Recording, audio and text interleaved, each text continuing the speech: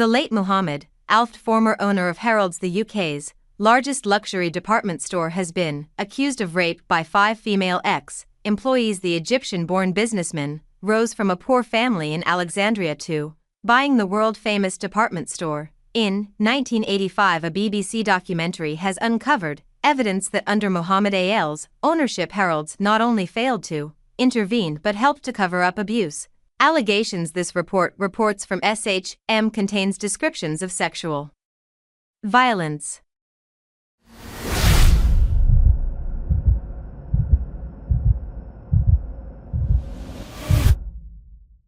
Yeah, I went back to Harrods about a year ago, and I knew if I could walk through and come out the other side, I'd be in a good place to be talking to you. I joined Harrods because I wanted to be a buyer, and I ended up working for an absolute monster.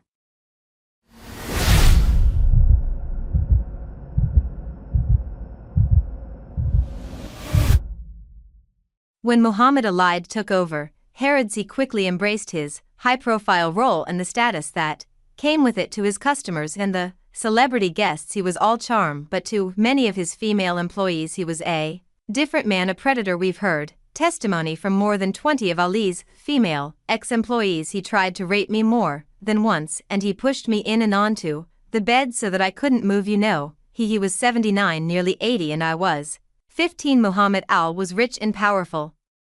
That power allowed him to carry out assault at scale over decades.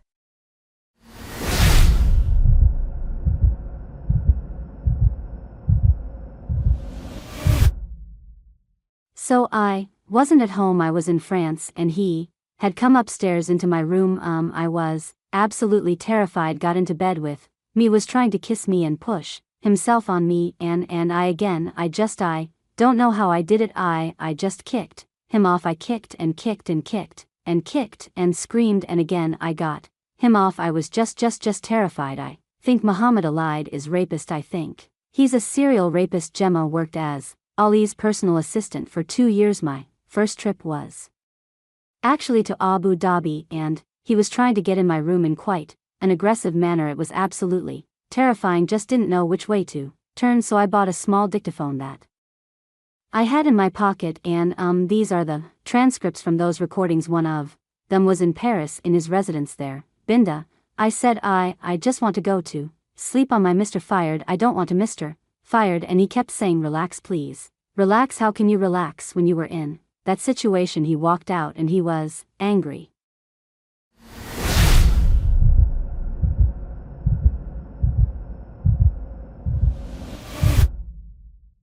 Not long after this incident, Gemma says Al raped her. Heard testimony from 4 other women who say he raped them at his properties. In 2009, Gemma contacted a lawyer who told Harrods she was leaving her job on the grounds of sexual harassment. She didn't feel able to disclose the more serious allegations at the time. They agreed to pay a settlement if she signed a non-disclosure agreement. There was also one other condition.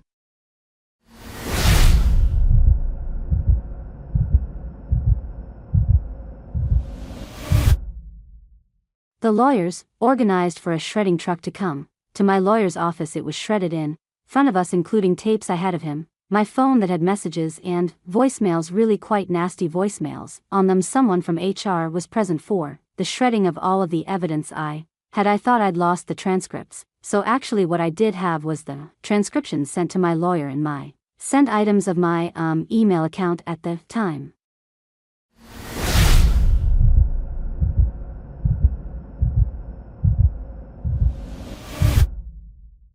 In a statement, the current owners of Harrods say they were utterly appalled by the allegations and that employees, who are his victims, had been failed for, which they sincerely apologized. They also said that the Harrods of today is a very different organization to the one owned and controlled by Aled. Between 1985 and 2010, there were several attempts to expose Aled before his death, but it is only now that many of the survivors feel able to speak publicly about the abuse. For those who have the silence and the taboo are finally broken.